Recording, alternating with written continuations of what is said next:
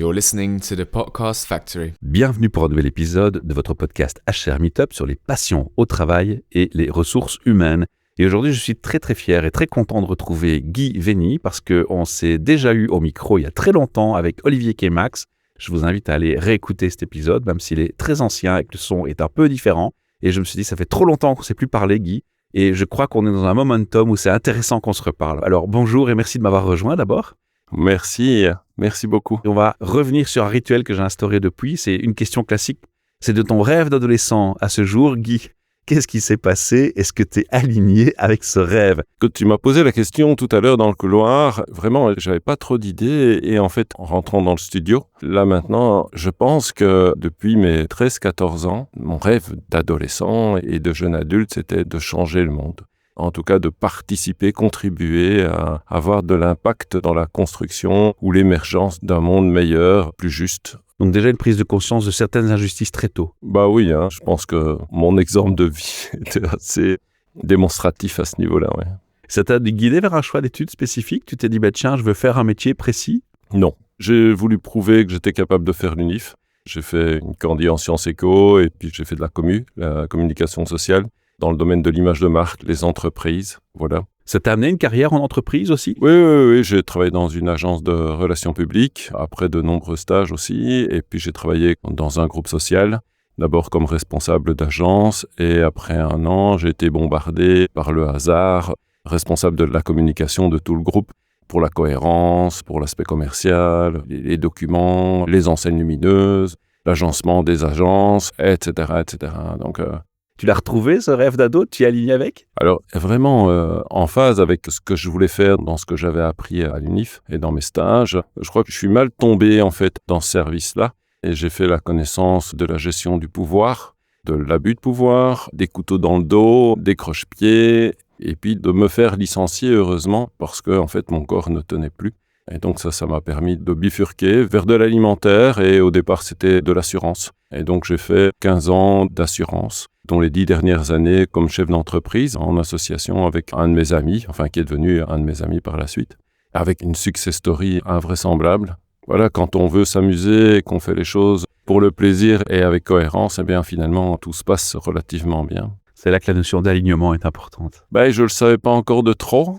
Et puis, j'étais encore très ado, beaucoup d'ego, très formaté. Je pourrais te dire que ce qui a fait basculer ma carrière, c'est de prendre la décision de quitter mon associé. Je pense que quand on a énormément de succès, le pouvoir change les valeurs. Et mon associé est tombé dans ce traquenard ou dans ce guet-apens. Et donc, à un moment donné, après 1 an et demi, moi, j'en pouvais plus. J'ai décidé de partir et c'est là que la vie a commencé. Ah, ça nous mène à ton métier actuellement. Exactement. Alors, on va dire enfin aux auditeurs et auditrices qui tu es, ce que tu fais. J'ai découvert la sociocratie en 2008. Je me suis formé, puis je me suis formé au coaching 2 fois. J'ai fait une formation en PNL, en analyse transactionnelle, à la CNV. Et donc, pendant 2 ans, 3 ans, je me suis beaucoup entraîné. J'ai offert beaucoup mes services pour maîtriser, en fait, des outils, des techniques, des méthodes. Toujours avec un gros ego quand même. Mais conscient quand même que ça pouvait en tout cas avoir de l'impact. En 2012, j'ai eu mon premier client qui a entraîné évidemment la venue des autres et ça marchait. Donc d'abord une petite équipe qui faisait un travail incroyable. Après mes interventions, faisait le travail de 12-15 personnes alors qu'ils étaient 4. C'était invraisemblable. L'efficacité, quand les gens commencent à mettre leur talent au service d'une mission très claire, avec de la cohérence, c'était invraisemblable. Et donc j'ai accumulé les expériences. La pratique des outils de la sociocratie, c'est de faire les choses autrement, plus en collectif. En tout cas, c'est comme ça que je le voyais à l'époque. Avec la mise en place de ces outils, j'ai vécu des réussites, évidemment, mais j'ai aussi vécu des échecs. Et les échecs, c'est de l'apprentissage. Je te prie de croire que c'est une sacrée école de vie que de se planter et d'apprendre, apprendre. Isaac Gates, en fait, a sorti son bouquin aux alentours de 2015, et Frédéric Laloux aussi. Et donc là, ça fait un bras de levier terrible. J'ai commencé à donner formation sur ce que je faisais, les techniques des outils d'intelligence collective, mais pas que la sociocratie. La sociocratie, c'est 4 outils. Il n'y a que ça, quoi. Développer au fur et à mesure, de prendre des outils à gauche, à droite, les mettre en œuvre de manière collective pour amener les gens à se transformer. Parce que finalement, mon métier, c'est quoi ? c'est de créer des contextes pour amener les gens dans un processus de transformation, de changement. Et la première personne qui change, c'est moi. Et ça n'a pas été facile parce que on parle de développement personnel, on le met à toutes les sauces, mais le développement personnel, c'est de s'accepter pleinement, peut-être dans sa lumière, mais également dans ses ombres, pouvoir être OK. Et le développement personnel, c'est aussi soigner ses blessures. C'était une étape, et ce qui était très intéressant à partir du moment où j'ai commencé à donner des formations, c'est que par la pédagogie que j'utilisais, en fait, je laissais beaucoup de possibilités aux participants de montrer ce qu'ils savaient faire par rapport à ce que je leur proposais. J'ai énormément appris. Les participants de mes formations, les participants de mes animations ou de mes accompagnements n'étaient que le miroir de qui j'étais. Je ne m'en rendais pas vraiment compte à ce moment-là. C'était assez puissant, en tout cas, ça m'a bien fait progresser. L'étape suivante a été une formation de systémique, d'intelligence collective de 3e et 4e génération. La sociocratie, l'holacratie, Atkar et autres techniques, c'est que de la 2e génération, c'est-à-dire que c'est le mental qui travaille. La 3e et la 4e, là, on va descendre avec une capacité intuitive de non pas analyser les choses, mais d'écouter ce qui est juste au moment où ça se passe. Là, tu touches un point clé, comme on va parler après. Voilà, et l'utilisation de ce que j'appelle le champ informationnel, tout le monde le connaît. On sait reconnaître une bonne ambiance dans un groupe, ou bien on sent qu'un groupe ou un collectif peut avoir vivre une atmosphère très plombée. Je cite cet exemple-là, mais parce que, évidemment, tout le monde est capable de pouvoir le sentir. J'aurais dit à une époque, dans certains milieux, tu peux le sentir, pas dans d'autres. Et puis maintenant, ce qui est en train de se passer, ça va être une des raisons, je vais être clair avec les gens, pourquoi je t'ai invité, c'est qu'on est dans un momentum aussi présent, avec les politiques actuelles qui sont en train de s'instaurer. Ouais. Un momentum où le taux d'explosion de burn-out et de bore-out surtout est au maximum. Et le bore-out va s'accentuer avec ce qu'on est en train de faire. Donc, parenthèse étant faite, ici, je voudrais quand même faire remarquer que déjà, ce qui distingue du coach avec le parcours classique, c'est qu'on était beaucoup plus loin et qu'on était plutôt dans la direction des entreprises pour penser de façon plus globale les problématiques. Global, oui. Systémique, oui. Et il ne faut pas oublier qu'un collectif, c'est fait d'individus. Et voilà. Et donc, tu ne peux pas faire évoluer un collectif si tu ne fais pas évoluer les individus. Les outils d'intelligence collective, c'est des outils qui vont sans en avoir l'air, c'est-à-dire qu'on a un prétexte qui fait sens pour le collectif, mais sans en avoir l'air, qui va appuyer sur les boutons de la transformation chez l'un ou chez l'autre. C'est vraiment créer un contexte adéquat pour permettre à des personnes de pouvoir se rendre compte que, en fait, ça va pas si bien que ça, ou bien que leur croyance, c'est débile, de leur faire vivre des expériences qui leur montrent que d'autres manières de fonctionner, d'autres manières d'être, leur permettent de se sentir mieux, de se sentir entendus, reconnus, considérés, valorisés. Que, en fait, ils sont aussi intelligents que les autres, que leurs avis peuvent compter et que, quelque part, ils peuvent contribuer comme le directeur ou comme le balayeur dans le rôle qu'ils jouent, évidemment, mais par rapport à un projet qui fait sens. On est face à, je fais la métaphore, à des ruches d'abeilles malades, concrètement. Ouais. Moi, je t'avais invité à l'époque parce que je me dis, la solution, c'est, comme beaucoup de gens le croient, c'est de s'attaquer au management, à la direction et de les faire prendre conscience, d'impliquer les changements, de faire des actions au niveau de la ruche. Très vite, tu te rends compte qu'en fait, tant que tu ne penseras pas aux abeilles, tu l'as dit toi-même, tu l'as dit très bien, tant que les abeilles resteront malades, la ruche restera malade et tu pourras inventer quel mot marketing tu souhaites et quel procédé tu souhaites et quel livre tu peux écrire comme tu veux. On va faire un moment d'admiration, on applaudira, on fera « waouh !» On va essayer, on va s'épuiser, on va se rendre compte qu'on s'essouffle, ça ne marche pas bien. Et pourquoi ça ne marche pas bien? Parce qu'on a oublié, encore une fois, que c'est d'abord l'abeille qu'il faut soigner. Tu t'intéresses justement et tu t'adressais beaucoup et toujours aux directions d'entreprise. Forcément, et que ce soit un habitat groupé ou bien une entreprise, la problématique, c'est peut-être pire dans un habitat groupé ou dans un syndic d'immeuble, là, on arrive dans le sommet du sommet, quoi. Le message de la spirale dynamique, le message de conscientiser des tas de choses. Moi, naïvement, je croyais que ça commençait à déjà être le cas. On a eu un échange tantôt, tu me dis, non, pas tant que ça finalement. Et c'est le message en fait que j'ai envie de faire avec cette interview, c'est de dire, maintenant, on va peut-être s'adresser aussi aux actionnaires en leur disant, écoutez, vous aimez bien le miel de la ruche. À un moment donné, si vous voulez que ça continue de produire du miel, il va falloir que vous investissiez au bien-être des abeilles. Parce que sinon, votre miel, du jour au lendemain, il va disparaître. Les entreprises, vous voulez les guérir, politiquement, on va dans le sens opposé. Parce qu'on va rendre encore plus stressées et malheureuses les abeilles qui vont carrément cracher. Et donc là, je crois qu'il est temps de s'adresser aux abeilles et de leur dire, vous savez, vous avez un pouvoir aussi. Alors ça, c'était mon utopie. Et maintenant, je te laisse un peu réagir par rapport à mon invitation. Ce qui est fou, c'est en fait, pour avancer, que ce soit dans une entreprise ou que ce soit un habitat groupé, pour avancer, il faut s'asseoir. On n'a pas le choix. Et tu parlais des actionnaires ou d'un directeur actionnaire. En fait, est-ce que tu veux du miel? Oui, mais à terme aussi. Et tu parles de robustesse, le terme utilisé par Olivier Amand. Je trouve il y a quand même une justesse dans tes propos et c'est systémique. C'est-à-dire que je peux pas accompagner un manager seul sans accompagner son équipe. Et je peux pas accompagner une équipe si j'accompagne pas le manager. La question est, est-ce que l'équipe comprend ce que tu fais avec le manager parce qu'elle n'est pas toujours consciente? Et il faut d'abord que je travaille avec le manager pour dire ce que je vais faire avec son équipe. Et parfois, je travaille pendant 6 mois avec le directeur ou le manager afin qu'il puisse comprendre ce que je vais faire. Il faut qu'il puisse comprendre et qu'il puisse se regarder aussi dans une glace. Parce qu'en général, tu rencontres un manager et il dit « Ouais, je travaille avec des pieds cassés ou des bras cassés et mon équipe est nulle. » Alors qu'en fait, non, la plupart des managers ne sont pas équipés, ne sont pas formés. Et j'ai beaucoup d'empathie, je ne critique pas du tout. Je ferai peut-être aussi bien qu'eux ou aussi pire qu'eux à choisir. On est dans un deuxième momentum, si je peux me permettre de t'interrompre, Guy. C'est qu'en plus de ça, vient s'ajouter une autre donnée. C'est que cette fois, le choc générationnel en entreprise est beaucoup plus fort. Ah ouais, Et donc là, ça vient perturber toutes les cartes. Et les enjeux sont phénoménaux. Et je ne veux plus entendre qu'on crache sur cette génération qui a eu comme modèle, l'exemple, c'est nous, avec des entreprises qui mettaient ses parents au burn-out, et puis que maintenant, s'étonne que le jeune ne veut plus suivre comme un mouton. Ben non, voilà. Tu sais, une équipe, ça fonctionne quand il y a de la clarté. Alors, on parlait de la formule de changement, on parlait de l'insatisfaction qui est quand même un des facteurs clés, en tout cas, de la transformation. Mais le deuxième facteur, c'est où j'ai envie d'aller. Et le nombre d'entreprises qui ont un projet clair et défini en dehors de vision, mission, valeur, mais qui descend vraiment dans le concret avec des politiques, avec des orientations, que ce soit sociales, économiques, sociétales, environnementales, il n'y en a pas des masses. Mais je vais même aller plus loin et je vais le répéter peut-être pour la 100e fois dans ce podcast. Je suis désolé pour les auditeurs et auditrices, ils n'arrêtent pas de l'entendre de ma bouche, mais des valeurs, si c'est un joli mot sur un mur, c'est du value washing. Oui, et une valeur n'a de sens et que souvent, la valeur qu'on met, c'est celle qu'on n'a pas. Oui, bien. C'est ça le comble, parce que la valeur qu'on met en grand sur le mur, c'est celle qu'on aspire à avoir mais qu'on n'a pas. Soyons clairs. Oui, dans 9 cas sur 10, c'est ce que moi j'ai observé. Oui. Une boîte qui se dit humain mais qui vire les gens comme des paillassons, non, je suis désolé, t'es pas humain.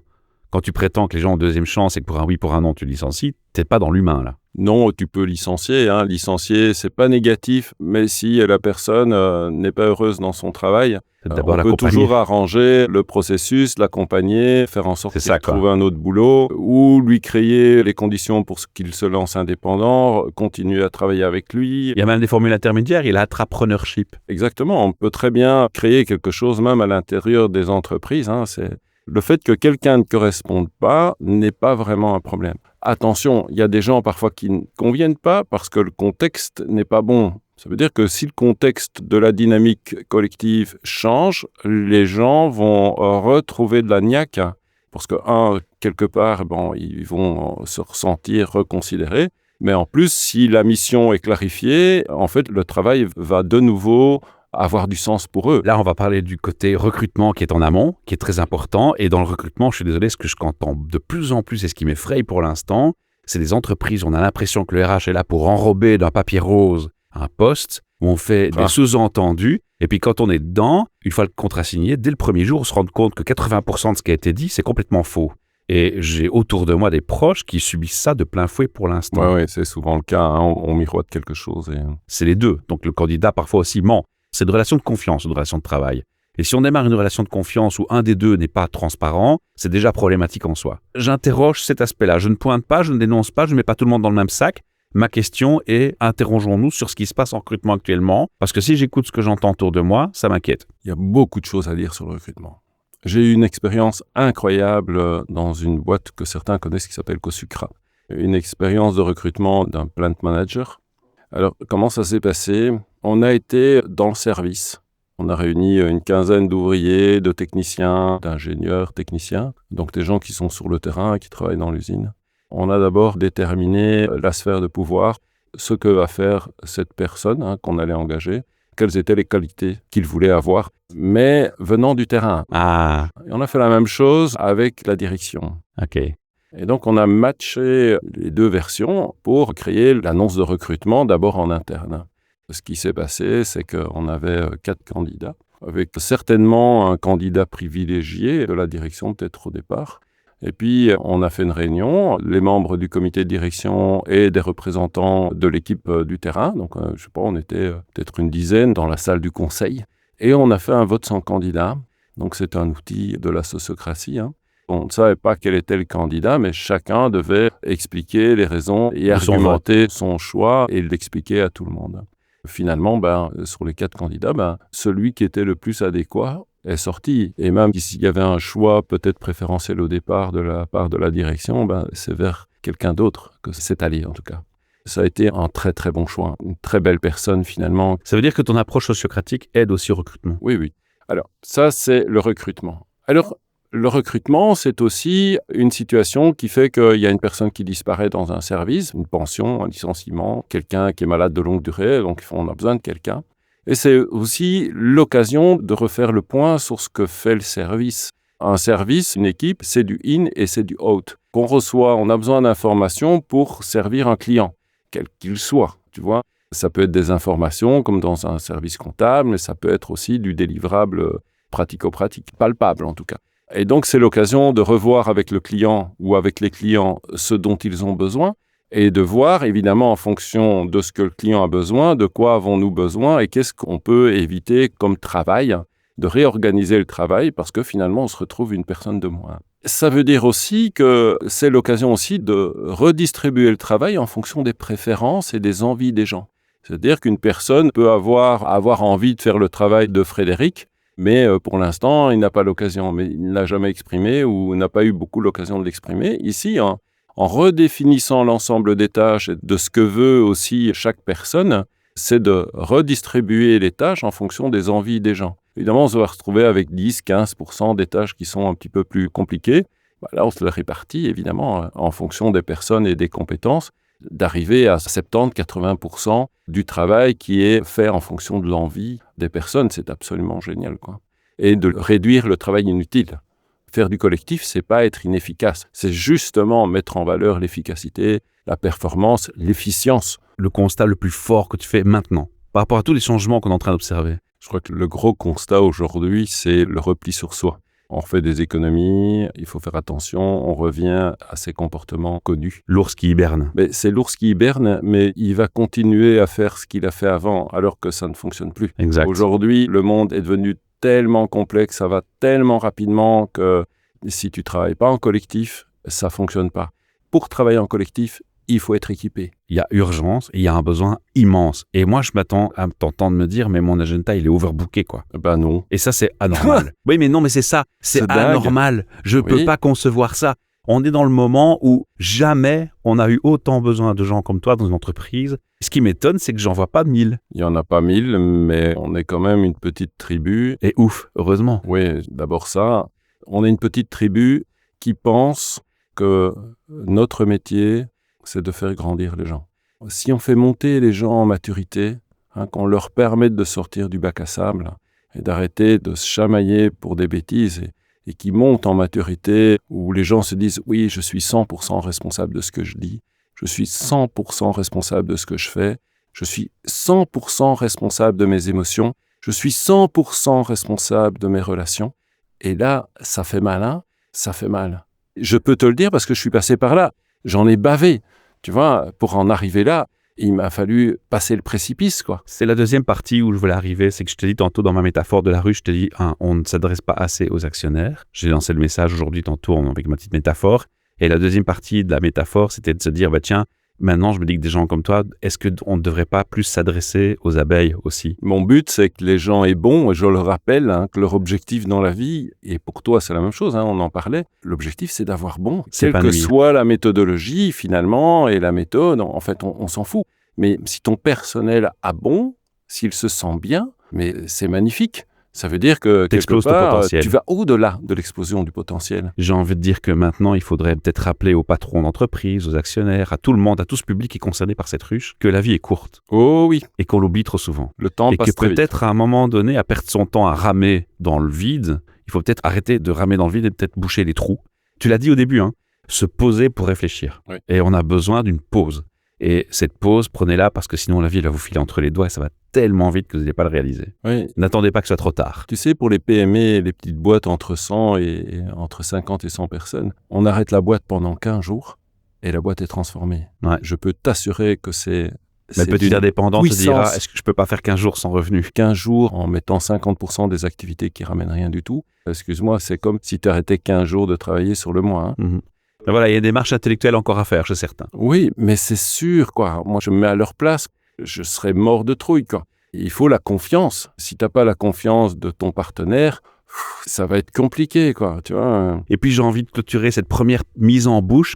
3 questions classiques que je pose toujours à mes invités aussi. D'accord. Et ça va être aussi très parlant par rapport à ta vision et ton expérience. Ouais. C'est comment tu vois un bon RH? En 3 phrases, comment tu définirais un bon RH? C'est le conseiller, le coach du directeur. C'est lui qui va rappeler la mission. L'ADN. Qu'il n'oublie pas de le dire, de l'exprimer, de le rappeler. Voilà. Pour moi, DRH, c'est un métier à temps plein de soutien et c'est le rappel aussi au manager. C'est pas le gars qui fait les licenciements. On peut mettre quelqu'un d'autre, hein, mais c'est d'abord un métier de soutien. J'aime bien le mot-clé soutien. C'est vraiment ça. Ouais. J'ai pas envie de dire bras droit. C'est pas ça. On n'est pas dans le pouvoir. On est vraiment dans l'accompagnement, dans le support. Mais le mot-clé principal, soutien, je le retiens. Il est bien. Je trouve que le mot soutien est pertinent. Ouais. S'il fait ça, je veux dire, alors il a de l'impact. Ok. Ouais. Deuxième question, un effet waouh. Il t'est déjà arrivé d'arriver dans une boîte où tu dis waouh, là ici on m'a bluffé. Et sinon, qu'est-ce qui te donnerait ce sentiment? Qu'est-ce qui pourrait te bluffer un jour? D'abord, on m'appelle pas pour que je fasse waouh, on m'a bluffé. Non, mais ça peut arriver. Tu peux t'arriver dans l'endroit pour un truc et puis tu te dis ah ouais, mais par contre ça, c'est top nickel, j'ai jamais vu. Qu'est-ce qui pourrait t'épater, Guy? Tu veux prendre une bonne claque dans ta vie positive, ce serait quoi? Ce qui pourrait m'épater, c'est des gens qui peuvent au boulot mélanger leur vie professionnelle et leur vie privée. Ah, ça c'est une très bonne remarque. Ça, pour moi, il n'y a rien de pire que de mettre sa vie privée dans son casier. Ça, c'est... De toute façon, ça se fait pas. C'est hypocrite. Oui, c'est pas possible. C'est hypocrite de le croire. On est bien d'accord. Quand tu fais un burn-out, tu le ramènes chez toi. Et quand t'es pas bien à la maison, tu le ramènes au boulot. Donc, arrêtons l'hypocrisie, quoi. C'est faux. On est entier, autant à la maison, autant au boulot, quoi. Il y a une série chez Apple qui traite de ce sujet. Ça m'étonne pas. Et je te jure, c'est incroyable. Ils ont poussé l'exagération. Oui. Où le mec, on lui met un chipset dans la tête et il oublie sa vie privée quand il est au boulot. Tu vois, et là, ils ont poussé l'extrême. J'invite les gens à aller voir, c'est incroyable. C'est plein de révélations dont on parlait aujourd'hui. Et dernière question, un message vers les DRH, patrons d'entreprise qui nous écoutent. Tu leur dirais quoi? Venez tester. Ouais. Vraiment, venez vivre l'expérience. On ne peut parler des choses que si on les a vécues. On ne peut sentir l'impact que ça peut avoir si on l'a vécu. Est-ce que les sociétés, pour l'instant, manquent de curiosité? Ils n'ont pas le temps. C'est juste un manque de temps? Ah oui, oui. L'argent, on peut toujours le trouver. L'année passée, je me suis fait coacher. Sur 1 an, j'étais dans la même situation financière qu'aujourd'hui. J'ai quand même réussi à trouver 30 000 €, quoi. Tu vois, venez tester, venez vivre l'expérience, prenez le temps.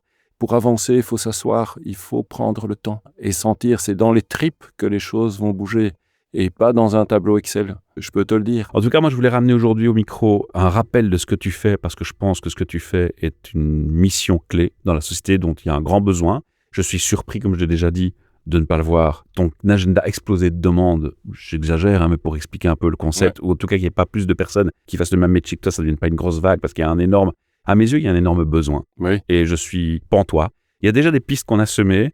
Je pense que ça mériterait qu'on se reparle au micro, si tu le souhaites, c'est le bienvenu. Tu me poses la question, en tout cas tu le rappelles depuis tout à l'heure. En fait, moi, je suis spécialisé dans les outils d'intelligence collective et dans la gouvernance partagée. C'est ça. On parle de ESG. C'est ça la clé. Voilà. L'ESG, c'est quoi? C'est l'environnement, le social et la gouvernance. Tu peux pas faire de l'environnement si tu as les gens qui tirent la tête jusque par terre. Merci Guy. Et tu peux pas changer ta manière de fonctionner si tu travailles pas la gouvernance. Le gros focus écologie est bien. Social, il commence à balbutier parce qu'il n'est pas assez poussé. On commence par la gouvernance. Voilà. Un impact sur le social, alors tu peux t'occuper de l'environnement et de l'impact sociétal ou environnemental. Et en fait, le cerveau humain est en train de prendre les lettres dans l'ordre ESG, alors qu'on devrait faire l'inverse. C'est exactement ça. GSE. C'est le mot de conclusion de ce premier épisode. Super. Guy, je te remercie de m'avoir fait confiance, de m'accorder ton temps, de t'être déplacé d'aussi loin et si longtemps pour me voir. Merci de la part des auditeurs et auditrices aussi. Les auditeurs et auditrices peuvent réagir. Ils ont dans le texte du podcast un lien, ils peuvent te laisser un message vocal avec une question, une gratitude, une remarque, et je te transmettrai, ou s'il l'autorise dans le message, je pourrai publier sous ton épisode podcast et les gens pourront écouter leur réaction et leur voix, te parler, tu pourras faire de même pour répondre. Voilà, moi je pense que vraiment, mon invitation, elle est officielle. Là, elle est dite au micro, elle sera laissée dans le podcast. Reviens au micro quand tu le souhaites. C'est tellement vaste ce que tu fais, quand tu touches à tous les aspects du travail. C'est systémique. Et je pense que ça mériterait que tu aies presque une chaîne de podcast à toi. Ouh là. Mais ça, c'est un autre débat. Guy, à très bientôt et merci. Merci aussi à toi. Je t'en prie. Au revoir. Ce projet podcast est une initiative créée et proposée par l'ASBL de Podcast Factory Org avec le sponsor de Transforma BXL Innovation Playground, espace de coworking à Ever. Depuis janvier 2025 et pour 5 années, nous sommes aussi sponsorisés par Plugin Company, notre opérateur de bornes et de cartes de recharge privilégié. The Podcast Factory Org est très fier d'être membre de Kaya, coalition des écopreneurs et écopreneurs, et de collaborer avec le Love Health Center. Vous retrouverez tous les épisodes de tous nos podcasts sur le site whatsyourstory.be. N'oubliez pas de vous abonner à notre chaîne YouTube de Podcast Factory Org. Nous y proposons le podcast en format vidéo avec la transcription en sous-titres en plusieurs langues.